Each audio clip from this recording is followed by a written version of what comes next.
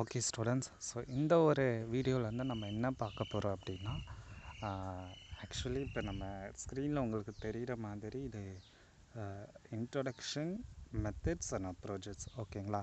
So நம்ம already இன்ட்ரொடக்ஷனாக என்னென்னு பார்த்துருப்போம், சயின்ஸுக்கு எப்படி படிக்கலாம் அப்படின்னு நம்ம பார்த்துருப்போம். ஸோ அந்த வகையில் இன்றைக்கி இப்போ நம்ம பார்க்குறது வந்து மெத்தட்ஸ். ஓகே, ஏன் சார் நமக்கு இந்த இம்பார்ட்டண்டாக இந்த ஒரு மெத்தட்ஸ்லாம் தேவைப்படுது? இல்லை இதெல்லாம் வச்சு நம்ம எப்படி சார் என்எம்எம்எஸ் எக்ஸாமை கிளியர் பண்ணலாம், இல்லை என்எம்எம்எஸ் கூட வர மற்ற எக்ஸாம்ஸை கிளியர் பண்ணலாம்? அதுக்கான ஒரு கிளாஸாக இதை வந்து ஒரு அப்ரோச்சாக நம்ம பார்க்க போகிறோம். ஓகேங்களா? ஸோ அப்படி என்ன சார் அப்ரோச் அப்படின்னு நீங்கள் பார்த்தீங்க அப்படின்னா, இப்போ இது வந்து நான் ஒரு சில இன்புட் வந்து ChatGPTயில் கொடுத்து அதிலிருந்து ஒரு சில இன்ஃபர்மேஷன்ஸை நம்ம எடுத்தோம். அதை வச்சு பார்க்குறப்ப நீங்கள் இந்த ஸ்லைடை பாருங்களேன். Why smart studying it's your super பவர்னு கொடுத்துருக்காங்க. ஓகேங்களா? ஸோ நமக்கான படிக்கிற மெத்தடை நம்ம ஸ்மார்ட்டாக படிக்கணும் அப்படின்னு சொல்ல வராங்க. அப்படி என்ன சார் ஸ்மார்ட்டாக படிக்கணும் அப்படிங்கிறத இங்கே ஒரு கேள்விக்குறி. ஸோ இப்போ பாருங்களா, beyond just reading strategic engagement. அப்போ இந்த வார்த்தைகள்லேருந்து நீங்கள் என்ன புரிஞ்சுக்கணும், ரீடிங்கிறது வேறு, ஸ்டடிங்கிறது வேறு, ப்ரிப்பரேஷனுங்கிறது வேறு. கரெக்டாக? அப்போ ஸ்டடிங்கிறது வேறு, ரீடிங்கிறது வேறு. கரெக்டாக? ரீடுங்கிறது வேறு, ப்ரிப்பேருங்கிறது வேறு. ஓகேவா? அப்போ இது மூணுக்கு மேலே டெஃபினேஷன் பார்ப்போமே. ஸ்டடிங் அப்படின்னா நீங்கள் புக் படிக்கிறீங்க, நார்மலாக எல்லாருமே படிக்கிறது தான். ஓகேவா? ரீட் அப்படிங்கிறது நார்மலாக உங்களுக்கு எழுத்துக்குட்டி படித்தாலே நீங்கள் அதை ரீடிங் பண்ணுறீங்கன்னு அர்த்தம். சரிங்களா?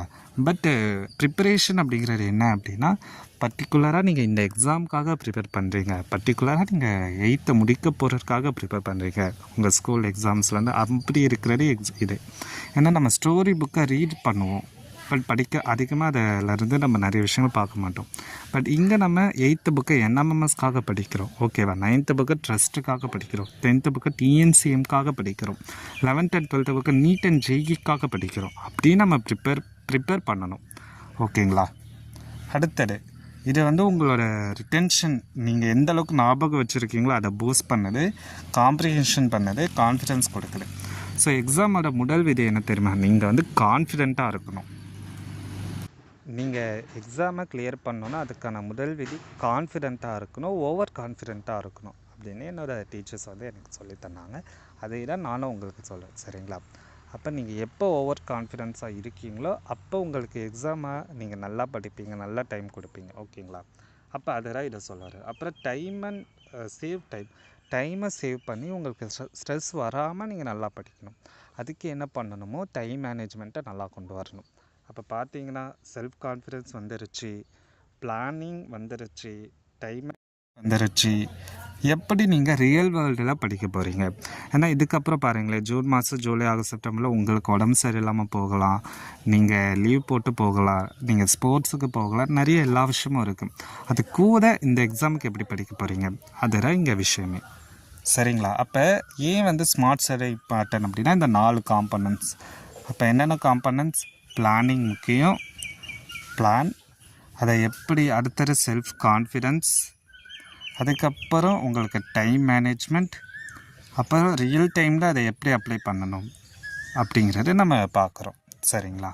இதுக்கப்புறம் ஸோ இதில் வந்து நம்ம மெத்தட்ஸாக பிரித்து பார்க்க போகிறோம். ஸோ அதில் ஃபஸ்ட்டு மெத்தட் என்ன அப்படின்னா, ஃபஸ்ட்டு எக்ஸாமை அனலைஸ் பண்ணி அந்த அனலைஸ் பண்ணதுக்கு நோட்ஸ் எடுத்து அந்த நோட்ஸை ரிவிஷன் பண்ணணும்.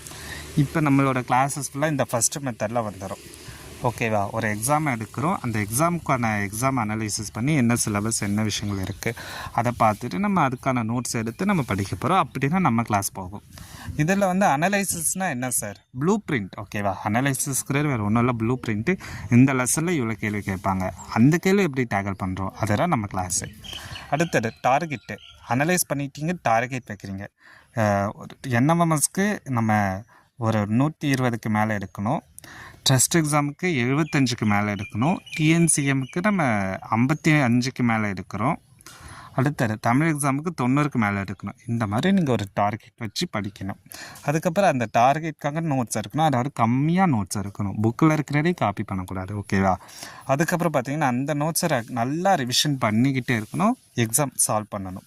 இங்கே ப்ராக்டிஸ் பண்ணுறதை நீங்கள் மெமரி பண்ணக்கூடாது. உங்களுக்கு வைக்கிற டெஸ்ட்டை மெமரி பண்ணக்கூடாது. நீங்கள் எடுத்த நோட்ஸை மெமரி பண்ணணும். ஸோ இதுதான் நம்மளோட ஃபஸ்ட்டு மெத்தடு. சரிங்களா?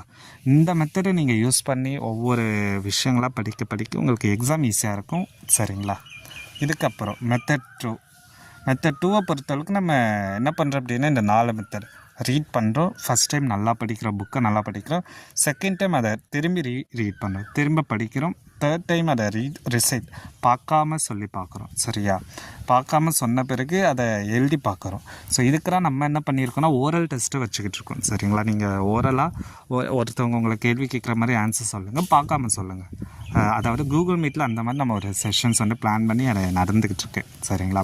ஒரு டைம் நீங்கள் புக்கை நல்லா படிச்சிடுறீங்க, செகண்ட் டைம் படித்த ரிவிஷன் பண்ணுறீங்க, தேர்ட் டைம் டெஸ்ட் எழுதுறீங்க, ஓஎம்ஆரில் டெஸ்ட் எழுதுறீங்க, 4வது டைம் அந்த டெஸ்ட் எழுதின பிறகு பார்க்காம அதை நீங்கள் உங்களுக்குள்ளாரே சொல்லுங்கள். உங்களுக்குன்னு ஒரு டீச்சர் இருந்தாங்க அப்படின்னா அவங்கக்கிட்ட நீங்கள் அதை அவங்கள கேள்வி கேட்க சொல்லி நீங்கள் ஆன்சர் பண்ணுங்கள், ஆப்ஷன் இல்லாமல். இந்த மாதிரி நம்ம தொடர்ச்சியாக படிக்கிறப்ப எக்ஸாம் ஈஸியாக இருக்கும். பர்டிகுலராக எது தேவையோ அதை மட்டும் நம்ம படிப்போம். சரிங்களா? நம்ம அடுத்தது என்ன அப்படின்னா, நம்ம அண்டர்ஸ்டாண்டிங் வேணுமா மெமரைஸ் வேணுமா அப்படின்னு எடுத்தோன்னா இங்கே பாருங்கள், பேலன்ஸ் பண்ணணும். சரிங்களா? ரூட் லேர்னிங்கும் வேணும், மனப்பாடமும் வேணும், அண்டர்ஸ்டாண்டிங்கும் வேணும். ஸோ அதுக்கெல்லாம் நம்ம கிளாஸே வந்து எப்படி பிரிச்சிருக்கோம் அப்படின்னா, எதை மெமரி பண்ணணும், எதை அண்டர்ஸ்டாண்ட் பண்ணணும். சரிங்களா? மெமரைசிங் ஃபேக்ட்ஸ் விட்டோ கான்டெக்ட் தேவையில்லை. சரியா? எப்படி அப்படின்னா, இப்போ நம்ம பூமி வந்து ஃபஸ்ட்டு லெசன் எடுத்தப்போ ஜியாகிரஃபியில் நம்ம பூமியில் கோர் இருக்குது, கோருக்கு மேலே மேண்டில் இருக்குது, மேண்டிலுக்கு மேலே க்ரஸ்ட் இருக்குது, க்ரஸ்ட்டுக்கு மேலே நம்ம வாழ்கிறோம். சரியா? நமக்கு மேலே அட்மாஸ்பியர் இருக்குது. அப்போ இந்த கான்டெக்ஸ்டில் தான் நம்ம 7th 8th புக்கை வச்சுருப்பாங்க. அப்போ இந்த கான்டெக்ஸ்ட்டை புரிஞ்சு நீங்கள் படிங்க. சும்மா வந்து கோர்னா என்ன, மேண்டல்னா நான் அப்படி படிக்கக்கூடாது, அந்த கான்டெக்ஸ்ட்டோடு படிக்கணும். சரிங்களா? சின்ன எக்ஸாம்பிள் அண்டர்ஸ்டாண்டிங்க்கு இதான். சரிங்களா? கனெக்ஷன்ஸ் கொடுக்குறது, எல்லாமே பில்ட் பண்ணுறது இப்போ நம்ம பேசுனதான். இதுக்கப்புறம் நம்மளோட ஜேர்னி நம்ம தான் டிசைன் பண்ணணும், வேறு யாரையும் டிசைன் பண்ணக்கூடாது. ஓகேவா? அதாவது நான் டீச்சராக நான் இங்கே உங்ககிட்ட பேசிக்கிட்டு இருந்தாலுமே நான் சொல்கிற விஷயங்கள் உங்களுக்கு ஓகேவாக இருந்துச்சுன்னா இதை ஃபாலோ பண்ணணும். அப்படி இல்லை அப்படின்னா நான் சொல்கிறத வச்சுக்கிட்டு நீங்கள் உங்களுக்கான ஜர்னியை ஃபாலோ பண்ணணும். ஸோ இந்த ஒரு கிளாஸ் வந்து ஸ்டூடெண்ட் சென்டர் கிளாஸ் தான். சரிங்களா? ஸ்டூடெண்ட்டாக நீங்களாக படிக்கிற கிளாஸ். நான் வந்து உங்களை ஜஸ்ட் கைடராக பண்ண போகிறேன். யூடியூப்லேயுமே நம்ம அதான் பண்ண போகிறோம். சரிங்களா? மீதி இருக்கிற எல்லா டிசிஷன்ஸுமே நீங்கள் எடுக்க போகிறீங்க, அதுக்கு நான் ஹெல்ப் பண்ண போகிறேன். அதுக்கு என் மொபைல் நம்பரும் இங்கே நான் கொடுத்துருக்கேன். சரிங்களா? ஸோ அப்போ இந்த மெத்தட்ஸ் எல்லாம் எக்ஸ்பெரிமெண்ட், அதாவது படித்து பாருங்கள், உங்களுக்கு ஒர்க் ஆகுதான்னு பாருங்கள். அதுக்கப்புறம் நீங்கள் ஒர்க் ஆகலை அப்படின்னா சொல்லுங்கள், நம்ம அதை கொஞ்சம் ட்ரை பண்ணி மாற்றுவோம். அப்படியே மாற்றி நம்ம படிக்கலாம். சரிங்களா? ஸோ இதுதான் டோட்டலாக நம்ம இன்றைக்கி வந்து மெத்தட்ஸ் என்னென்ன யூஸ் பண்ணுறோம், அந்த மெத்தட்ஸோட நோக்கம் என்ன, அதை எப்படி படிக்கணுங்கிற விஷயங்களை பார்த்துருப்போம். ஓகே சார், இந்த மெத்தட்ஸை யூஸ் பண்ணி நம்ம ஒரு ப்ளூ பிரிண்ட் க்ரியேட் பண்ணணும். அந்த ப்ளூ பிரிண்ட் என்ன அப்படின்னா, அதை உங்களுக்கான ப்ளூ பிரிண்ட் நீங்கள் தான் க்ரியேட் பண்ணணுமா? சரிங்களா? இப்போ நான் சொல்கிறத கொடுக்குறேன், அதை வச்சுட்டு நீங்கள் டெய்லி படிக்கிறதுக்கு பிளான் பண்ணுங்கள், அனலைஸ் பண்ணுங்கள், எவ்வளோ மார்க் வேணும்னு வைங்க, எந்த அளவுக்கு நீங்கள் எதை முக்கியமாக படிக்கணும், எதை புரிஞ்சுக்கணும்னு பாருங்கள். ரெகுலராக ப்ராக்டிஸ் பண்ணுங்கள். சரிங்களா? நீங்கள் ரெகுலராக ப்ராக்டிஸ் பண்ண தான் இந்த ஒரு எல்லா மெத்தட்ஸும் உங்களுக்கு யூஸ் ஆகும். ஸோ அதை வச்சு தான் நம்ம இந்த டிசைன் பண்ணியிருக்கோம். சரிங்களா? ஸோ இது கூட வந்து நீங்கள் இந்த என்எம்எம்எஸ்லேருந்து என்ன கற்றுக்கணும் அப்படின்னு நான் நினைக்கிறேன் அப்படின்னா, ஸ்டடிங் வர்சஸ் ப்ரிப்பேரிங்க்கு வித்தியாசம் கற்றுக்கணும்.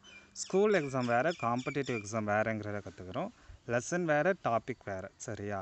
லெசன் முக்கியமாக, டாபிக் முக்கியமான, டாபிக் தான் முக்கியம். பாஸ் ஆனால் பாஸ் இல்லை, கிளியர் பண்ணணும். ஓகே.